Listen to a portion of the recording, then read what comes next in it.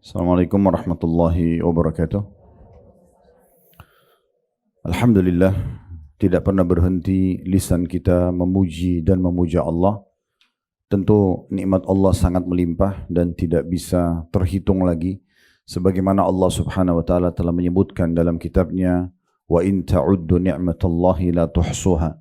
Kalau kalian ingin menghitung-hitung nikmat Allah, maka kalian tidak akan mampu. Karena memang nikmat ini sangat banyak sekali. Mata kita masih bisa melihat, telinga masih bisa mendengar, lidah dan bibir kita masih bisa mengecap dan mengucap, tangan menjamah, kaki melangkah, dan kita masih bisa menikmati makanan, minuman, udara dan segala macam. Ini kalau ingin dirincikan sangat luar biasa besarnya nikmat Allah, dan Allah memerintahkan kita untuk menikmatinya dan juga bersyukur.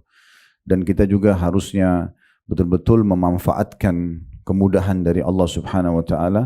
Karena dengan mengucapkan dua susunan kata ini, alhamdulillah kita sudah dianggap bersyukur. Dan Allah kekalkan dalam kitabnya, la in syakartum la azidannakum, wa la in kafartum inna adabi lasyadid. Kalau kalian bersyukur pasti aku akan tambah, dan kalau kalian kufur siksaku sangat pedih. Allah akan mengijabah doa, gitu kan? Dan cara memahaminya, berlaku adil dengan diri kita, ternyata lebih banyak doa yang Allah sudah berikan daripada Allah belum berikan. Dan kalau Allah belum berikan, cuma dua keadaannya. Allah selamatkan kita dari sesuatu yang berbahaya buat kita, walaupun kita masih bisa berdoa, nggak apa-apa. Ya. Atau memang Allah ingin melihat keseriusan kita. Ya, makin giat nggak dia beribadah tadi. Dia makin sedekah, dia makin zikir, dia makin menjaga tutup auratnya, dia makin segala macam, sehingga Allah melihat, oh ini orang ini serius ya. Seperti itulah. Potongan yang kedua justru ancaman. Dan ini berat sekali. Akan diancam dengan neraka jahanam bagi orang yang tidak mau berdoa.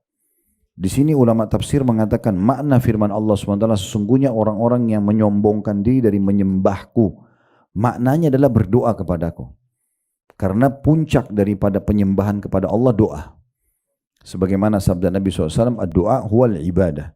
Berdoa itu adalah puncak daripada ibadah. Kalau ibu sudah sedikit-sedikit selalu mau berdoa sama Allah, itu berarti ibu sudah sampai pada puncak terbaik ibadah. Berarti yang lain itu akan terjaga. Tapi kalau orang malas berdoa, itu berarti dia akan jauh dari ibadah-ibadah yang lainnya. Ya. Yang ketiga, firman Allah Subhanahu wa taala dalam surah Al-A'raf ayat 55 sampai 56 yang berbunyi, ud'u rabbakum tadarru'an wa khufyah innahu la yuhibbul mu'tadin wa la tufsidu fil ardi ba'da islahiha wad'uuhu khawfan wa tama'a inna rahmatallahi qaribun minal muhsinin. Berdoalah kepada Rabbmu dengan berendah diri dan suara yang lembut. Sesungguhnya Allah tidak menyukai orang-orang yang melampaui batas. Dan janganlah kamu membuat kerusakan di muka bumi sesudah Allah memperbaikinya, dan berdoalah kepadanya dengan rasa takut, ya, dalam kurung tidak akan diterima dan harapan akan dikabulkan. Sesungguhnya rahmat Allah itu amat dekat kepada orang-orang yang berbuat baik. Di ayat ini kita bisa bagi menjadi 5 bagian, ya, faedah daripada ayat Al-Quran. Yang pertama adalah adanya perintah Allah Subhanahu wa taala, dan ini masuk dalam syarat-syarat diterimanya doa, ya. Adanya perintah untuk berdoa kepada Allah Subhanahu wa taala, di situ disebutkan dengan berendah diri dan suara yang lembut, enggak teriak-teriak, gitu ya. Allah Maha dengar. Di sini maksudnya berendah diri adalah ibu menunjukkan rasa butuhnya pada Allah. Ya mirip kalau kita minta sesuatu tadi sama pimpinan perusahaan, kita minta sama seorang pimpinan wilayah, ya presiden atau raja misalnya berkuasa, saya yakin kita akan sangat santun, ya, memohon kepada dia, dan khawatir jangan sampai ada tutur kata kita yang salah, akhirnya tidak diterima proposal atau permintaan kita. Itu sama raja manusia. Bagaimana dengan Allah Subhanahu wa taala? Maka harus diikuti dengan berendah diri. Justru kita makin tunduk, makin merendah, ya, kepada Allah Subhanahu wa taala. Termasuk merendah kepada Allah adalah merendah atau tawadhu dengan hamba-hamba yang lain, ya. Jadi jangan ibu merasa, yaudah saya merendah sama Allah, ya Allah mohon-mohon, tapi begitu ketemu sama manusia sombong. Nah itu juga masuk tuh, ya. Berarti dia tidak merendah namanya. Karena termasuk orang yang merendah, tawadhu kepada Allah Subhanahu wa taala adalah tawadhu kepada makhluknya. Ya. Kita dalam bahasa Indonesia itu sudah ada pepatah ya, jadilah seperti padi, kalau makin berisi dia makin menunduk kan gitu. Jadi kita makin kaya, makin Allah berikan kelebihan fisik, kepintaran, justru makin merendah, bukan makan menggapai orang lain ya. Nah, itu yang dimaksud dengan berendah ya. Kemudian suara lembut ini santun lah ya, santun. Sebagaimana Nabi SAW pernah berkata kepada para sahabat begini, kalau kalian sedang menukik, bertakbirlah. Pesawat lagi take off, mobil kita lagi menukik, kita lagi jalan, kita naik tangga, bertakbirlah. Nah, baca Allahu Akbar gitu ya. Dan kalau kalian sedang nurun, kalau pesawat mungkin landing ya, itu bertasbihlah. Bacalah subhanallah, subhanallah gitu ya. Rupanya ada satu sahabat, waktu dia dengar itu, dia karena semangatnya, kudanya dia pulang dari peperangan itu lagi menukik, dia teriak Allahu Akbar, suara keras gitu. Maka Nabi SAW waktu dengar suruh panggil orang itu. Lalu Nabi SAW mengatakan, kecilkan suaramu. Karena zat yang sedang kamu seru tidak tuli.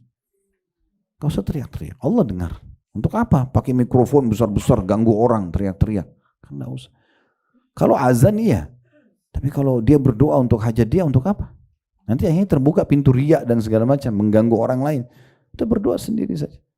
Kecuali memang kita lagi memandu doa beda. Ya, pembaca doanya iya. Dia kerasin suara supaya orang dengar, gitu kan? Kami kadang-kadang kalau bimbing umroh di depan Ka'bah, selepas sholat di belakang makam Ibrahim, memang saya ajak jemaah berdoa. Saya sengaja berdoa dalam bahasa Indonesia supaya lebih kena merasa depan Ka'bah kita berdoa. Ya saya terpaksa angkat suara. Atau kita lagi di Arafah, sore hari lagi haji, emang saya angkat suara sengaja supaya orang dengar, jadi orang tahu. Dan kita dalam bahasa Indonesia supaya orang lebih merenungi, oh iya ya, minta ini ya, minta itu ya, gitu kan? Itu contohnya. Itu yang pertama. Yang kedua, Allah membenci orang-orang yang melampaui batas. Di sini bisa bermakna melampaui batas adalah orang-orang yang tidak mau sama sekali berdoa, atau melampaui batas itu adalah dia menyangka buruk kepada Allah. Nah, saya sudah berdoa sekian lama Allah nggak kasih saya, itu termasuk melampaui batas ya.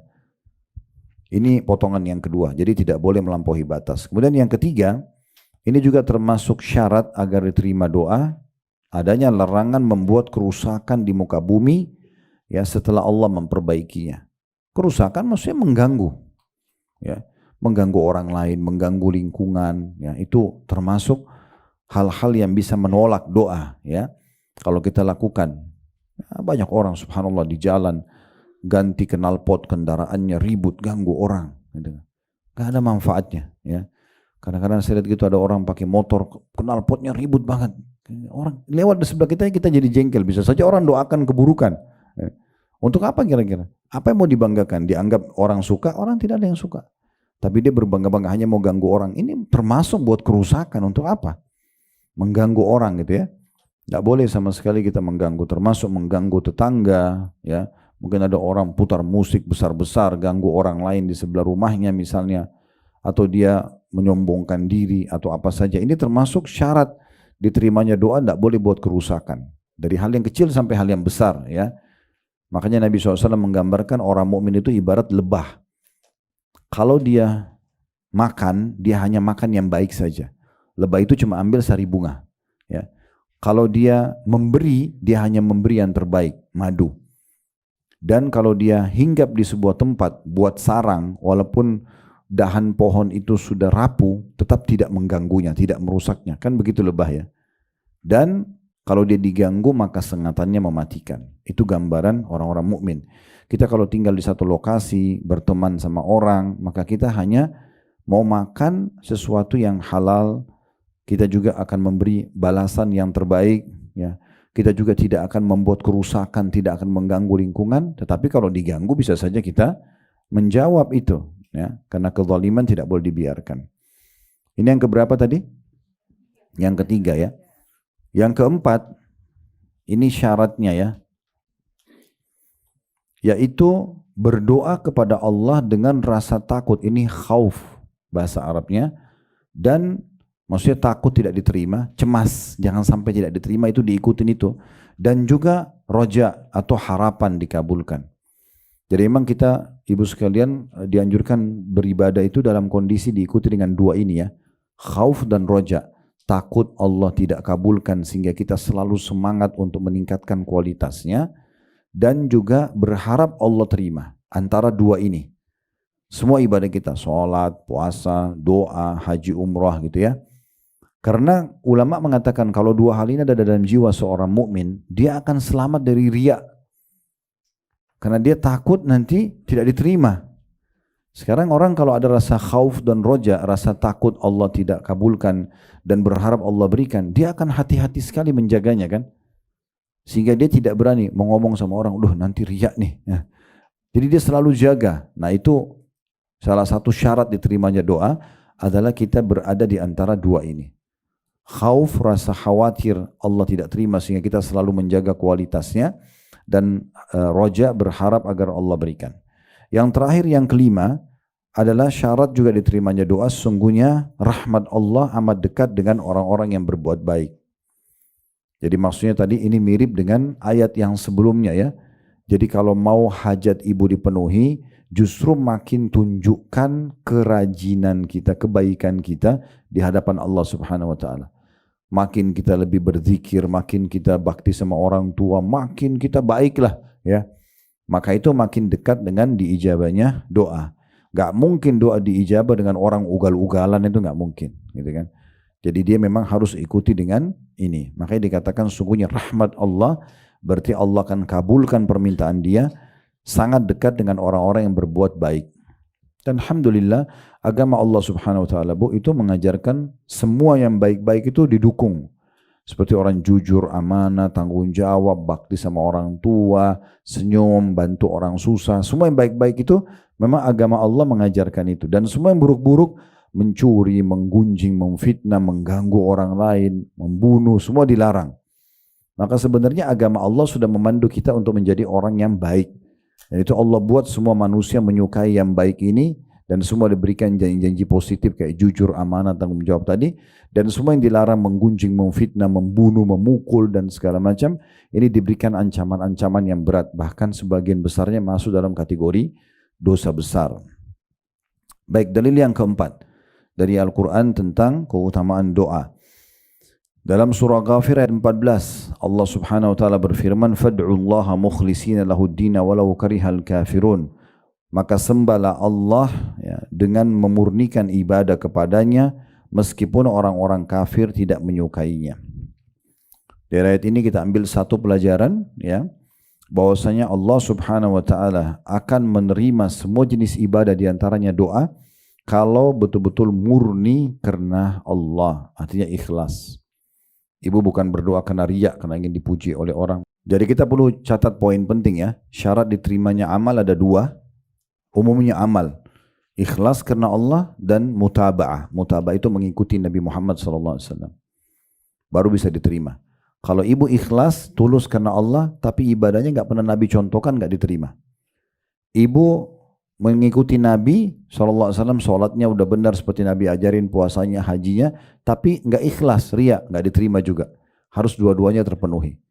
Ikhlas dan mutaba'ah. Betul-betul tulus karena Allah, tidak berharap pujian orang, dan juga berharap atau mengikuti contoh dari Nabi SAW. Ada sebuah hadis dalam bab jihad, Bu. Bunyinya begini, ada seorang sahabat bertanya, "Ya Rasulullah, apa yang akan didapatkan oleh seseorang yang berjihad tapi dia tulus karena Allah, cuma diikuti dengan keinginan kecil saja, popularitas, supaya dibilang pahlawan, kesatria, dapat pahala enggak? Ikhlas karena Allah, dia karena Allah berperang betul-betul, ditinggalkan keluarganya, bawa hartanya di medan perang, siap mati karena Allah. Tapi ada keinginan juga supaya dipuji. Apa dapat sesuatu? Kata Nabi SAW, la syai'a lahu, enggak ada apapun pahalanya. Lalu orang itu ulangi tiga kali Nabi jawab, enggak ada apa-apa buat dia. Lalu beliau mengatakan, sungguhnya Allah tidak akan menerima amal kecuali yang ikhlas karenanya. Supaya ibu faham ini, kira-kira orang riya itu apa yang dikejar sih? Pujian orang. Saya mau tanya, Bu, kalau ibu dipuji oleh orang, apa manfaatnya? Badannya tambah gemuk? Bertambah cantik? Tambah kaya? Tambah pintar? Apa kira-kira yang didapat? Coba. Enggak ada kan? Itu seperti angin lalu, dan pujian orang sepanjang lidahnya saja. Oh, kamu hebat. Terus dapat apa? Ada orang kadang-kadang kejar itu, unik sekali. Ini semalam suntuk sholat tahajud dari jam 2 malam sampai azan subuh. Sudah bagus ikhlas karena Allah. Besok pagi cerita sama temannya. Semalam itu saya nangis. Misal. Semalam itu begini. Hilang semuanya itu. Jadi gini, sederhana. Ibu bukan saya ajarin, tapi saya berbagi tips sederhana kalau mau riya. Kalau mau riya ya. Ibu ini ceritanya sholat malam, mau riya. Gak usah tunggu besok pagi cerita. Malam itu datangi rumah yang ibu jadikan target. Misalnya ibu siapa? Ketuk bel rumahnya. Saya mau sholat, lihat ya. Gitu selesai. Untuk apa nunggu besok pagi? Kan lama-lama susah setengah mati baca ayat, ngantuk. Terus besok cerita, hilang pahalanya. Udah dari malam-malam aja bel rumahnya. Saya mau sholat, lihat ya. Selesai kan. Kan gitu. Kan rugi banget ya. Jadi nggak ada gunanya. Oleh karena itu, amal ibu kalau tidak ada yang tahu, udah nggak usah cerita. Kalau kebetulan orang lihat ya udah biar aja. Kalau setan bisikin, tuh orang lihat kamu, auzubillahi minasyaitonirrajim. Kita tidak perlu pujian orang gitu ya. Ya, intinya kalau ibu sedang melakukan ibadah dan tidak ada yang tahu, udah ibu aja sama Allah dan malaikat sudah catat, gitu kan. Nggak usah diceritain. Kadang-kadang Bu, ibadah kita itu sudah 10 tahun berlalu. Ibu jaga nih, itu keikhlasan dijaga sampai mati ya. Ini 10 tahun kita sudah 10 tahun lalu haji nih. Kebetulan kita di Arafah pernah nangis gitu kan, khusyuk sama Allah. Kita jaga, pada cerita sama orang. 10 tahun kemudian ketemu tetangga, baru pulang haji. Kemarin di Arafah itu doa, nangis saya gini-gini. Setan bisikin, kamu kan juga 10 tahun lalu pernah nangis. Ya. Cerita juga supaya orang dapat manfaat. Saya juga. Nah, saya juga ini hilang yang 10 tahun lalu. Nah, iya. Ya, makanya ibu kalau sudah beribadah, udah selesai, nggak usah dikorek-korek lagi. Udah lupain aja. Karena sudah dicatat oleh Allah, sudah catat oleh malaikat. Jadi kita murni nanti melihat pahalanya hari kiamat. Untuk apa disebut-sebut? Gitu kan?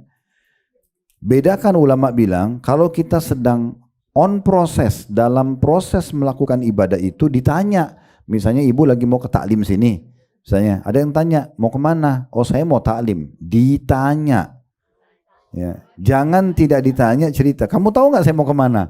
Nah, misal. Ini hati-hati dengan status-status. Ya. Dari hotel ke Masjid Haram, status lagi jalan, buat video. Untuk apa ini? Kira-kira untuk apa? Nah, nggak susah kita cari celah, bukan untuk dipuji, kan gitu. Ada nggak celah lain? Sekarang dari kamar hotel menuju ke Masjid Haram subuh, buat status, ya, lagi menuju Masjidil Haram. Kira-kira untuk apa ini? Saya coba cari alasan lain bukan untuk dipuji, nggak ketemu.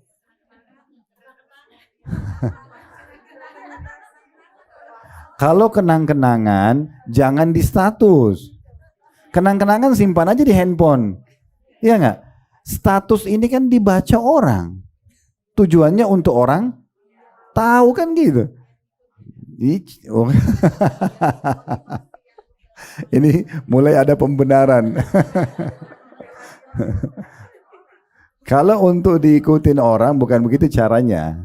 Misalnya ibu naik pakai travel bagus, rekomendasikan ke orang, itu ada travel bagus sana, cukup udah kan, nanti itu satu paket, dia sholat, dia tahu kan satu paket.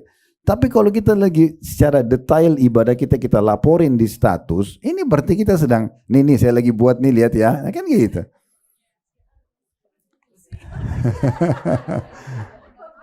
Ya udah, pokoknya saya sudah kasih kata kuncinya, hati-hati, karena daripada nggak terima sama sekali, sayang, udah lebih baik nggak usah. Kalau kita sedang ditanya, bedanya itu ya, umumnya riya dengan tidak riya itu ditanya atau tidak ditanya. Kan gitu. Ibu misalnya hari Kamis, besok puasa. Nah, ibu kalau ditanya, silakan makan. Oh ya maaf, saya lagi puasa. Nggak apa-apa, kan kita lagi ditanya. Kamu puasa nggak? Kamu puasa? Saya puasa loh. Nggak ada yang nanya. Nggak ada yang nanya. Dia sendiri sengaja kan gitu. Berarti tujuannya memang untuk dipuji. Pokoknya kapan tujuannya dipuji manusia, udah riya, udah selesai. Dan hilang pahalanya. Karena kata Nabi SAW, al-yasir min riya syirik. Sedikit saja riya sudah syirik. Itu syirik, nggak boleh. Nah, renungi hadis ini ya. Saya pernah panjang lebar Bu jelaskan hadis ini 1 jam lebih hanya untuk menjelaskan makna hadis ini, menjadi khutbah Jumat, menjadi ceramah ya. Itu kata Nabi SAW, Inna Allah yuhibbut taqiyul ghaniyul khafi. Allah itu sangat cinta dengan hambanya memiliki 3 sifat ini. At-taqi, taqi itu suka bertakwa. Patuh sama Allah. Allah perintahkan apa? Iya. Wajib atau sunnah dikerjakan semua. Yang dilarang semua ditinggalkan. Itu taqi namanya. Pokoknya ibu menjadi hamba yang Allah bilang boleh, boleh. Allah tidak boleh, tidak boleh. Itu namanya orang yang bertakwa. Dan ini ada lebih dari 226 ayat term dengan berbagai macam term dalam Al-Quran itu bicara tentang masalah ketakwaan. Besar kali keutamaannya gitu ya. Kemudian ghani, orang yang kaya suka berinfak. Dia kaya, sumbernya halal, dia juga suka berbagi sama orang. Ini Allah cintai. Dan yang ketiga, itu adalah khafi. Orang yang suka merahasiakan amalnya. Nah, ada kata kunci Bu. Ibu kalau nggak cerita amalnya ibu, Allah akan bongkar amal ibu setelah ibu meninggal. Itu ulama bilang begitu ya.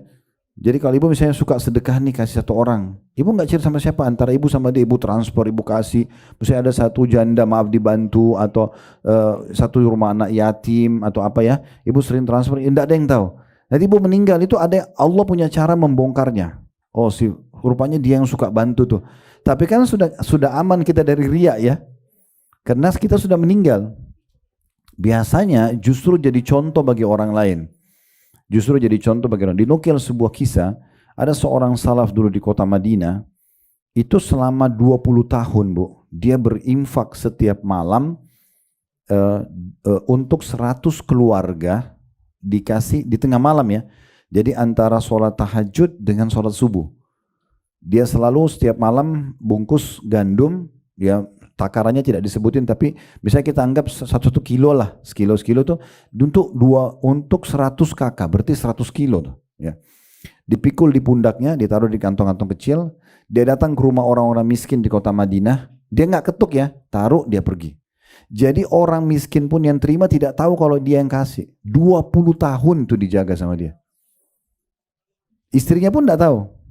Kapan ketahuan? Allah bongkar pada saat dia meninggal, jenazahnya waktu dimandiin. Yang mandiin ini lihat di pundak sebelah kanannya itu ada bekas warna hitam karena suka pikul balam berat. Malam-malam 100 kilo. Gandum kan berat banget gitu ya. Terus ditanya istrinya, apa ini bekas di badan suami Anda? Dia bilang, saya juga tidak tahu. Tetapi saya biasa lihat suami saya antara setelah sholat tahajud sampai subuh, itu dia sering pikul-pikul barang gitu, keluar. Tapi saya juga tidak tanya untuk apa. Kemudian tersebar berita, setelah 2-3 hari dia meninggal, rupanya yang biasa keluarga yang biasa terima bantuan itu sudah terputus. Maka akhirnya Allah punya cara membongkar, ternyata dia yang selama ini membagi itu. 20 tahun tidak ada yang tahu. Coba bayangin tuh, luar biasa mereka menjaga gitu ya. Jadi kalau orang tidak tahu nggak usah diceritain. Ini penting sekali ya. Masalahnya Bu, riya itu bukan hanya menghancurkan amal, tapi dia bagian daripada dosa besar. Bukan dosa ya, bukan dosa biasa, dosa besar riya itu. Karena dia syirik kecil.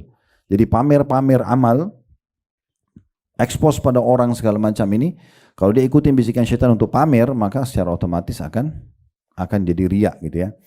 Tentu tidak semua amalan yang terekspos itu berarti dia riya. Tidak bisa kita vonis juga orang seperti itu ya. Tapi kalau misalnya ibu tanpa sebab, memang ibu sengaja. Ada orang kadang-kadang di Masjidil Haram, saya lihat dengan mata kepala gitu. Dia menghadap Ka'bah sambil angkat tangan seakan-akan berdoa, padahal tidak berdoa, hanya untuk difoto doang. Iya, sengaja angkat tangan, Ka'bah backgroundnya gitu kan, angkat tangan supaya berdoa di foto. Untuk apa ini kira-kira? Coba cari celah kalau ini ikhlas karena Allah. Di mana? Susah ini, ya susah untuk yang ada pasti lebih kepada dipuji. Oh, depan Ka'bah lagi berdoa kan gitu. Jadi ini nggak bisa ya. Ini poin penting ya. Tapi tidak semua amal yang terang-terangan itu riya, tidak boleh kita vonis. Jangan juga ibu misalnya lihat temannya ada kotak amal masjid lalu dia nyumbang, atau ada ajakan nyumbang kayak sekarang ke Palestina lalu dia nyumbang besar. Teman-temannya tahu, langsung kita vonis riya, nggak boleh. Kita malah dosa kalau kita vonis orang, karena itu antara dia sama Allah kan. Karena ulama membahas ada saatnya di mana sedekah itu yang terang-terangan bisa lebih afdol daripada sembunyi-sembunyi, tapi cuma satu keadaan. Yaitu di saat orang ini kalau dia memulai memberikan sedekah karena dia dikenal oleh lingkungannya, orang lain pada ikut. Nah itu pernah terjadi begini. Tapi ini ingat, jangan ditunggangi ya. Jadi pernah terjadi di masa Nabi SAW, ada orang-orang miskin dari satu suku Arab datang. Mereka datang dalam kondisi bajunya, disebutkan meriwayat begitu ya, baju mereka itu cuma satu lembar kain dan tidak dijahit karena miskinnya, itu sampai cuma diikat. Kalau ditiup angin bisa tersingkap sebagian tubuh mereka. Kaum laki-laki datang ke Madinah, wajah mereka itu digambarkan saking susahnya hitam kemerah-merahan karena biasa kena matahari, susah banget gitu ya. Mereka kurus sekali. Nabi begitu lihat, tahu orang-orang ini susah. Sebelum mereka sampai ke masjid, Nabi sudah motivasi para sahabat. Khutbah tentang masalah keutamaan sedekah, tentang segala macam motivasi mereka. Ayo, ayo sedekah nih. Ada orang yang datang. Setelah menyebutkan sekian banyak, rupanya ada satu sahabat ambil inisiatif. Dia berdiri, dia memulai. Karena kan Nabi motivasi ya. Misalnya saya di sini pengajian bilang, Bu, siapa yang mau nyumbang buat Palestina silakan, ada kotak amal di depan misalnya. Terus ada yang berdiri langsung nyumbang. Kita nggak bisa vonis orang riak karena saya lagi ajak depan umum, kan gitu ya.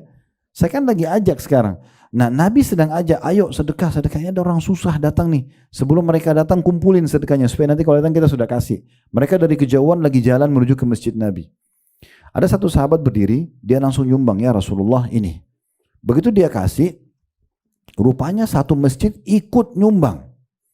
Karena dia mulai tadi. Apa kata Nabi SAW? Siapa yang menunjukkan pada kebaikan, dia akan panen pahala orang yang mengikutinya tanpa dikurangi sedikitpun dari pahala orang tersebut. Tapi di sini ada motivasi dari Nabi SAW. Ayo sedekah. Nah gitulah. Kayak lagi diajak, ayo sedekah sekarang. Nah gitu ya. Jadi bukan sengaja ibu bersedekah lalu kemudian ibu sengaja sampaikan pada orang. Nah bukan seperti itu ya. Jadi ini tidak bisa. Jadi hati-hati juga, jangan kita terjerumus dengan memvonis orang lain riya, atau kita malah yang ya terjerumus dengan kesalahan yang sudah kita sebutkan tadi. Nah seperti itu gambarannya. Baik, selanjutnya, jadi di sini dikatakan meskipun orang-orang kafir tidak menyukainya ya. Jadi berdoa saja terus walaupun orang kafir mengatakan kamu itu terlalu alim, apa tidak usah peduli. Ya, intinya kita berdoa saja. Dalil yang kelima, masih surah Ghafir ayatnya 65. Huwal hayyu la ilaha illa huwa fad'uuhu mukhlishina lahuddin alhamdulillahi rabbil alamin. Dialah yang hidup kekal, tiada Tuhan yang berhak disembah melainkan Dia, maka sembahlah Dia dengan memurnikan ibadah kepadanya, segala puji bagi Allah Rabb semesta alam.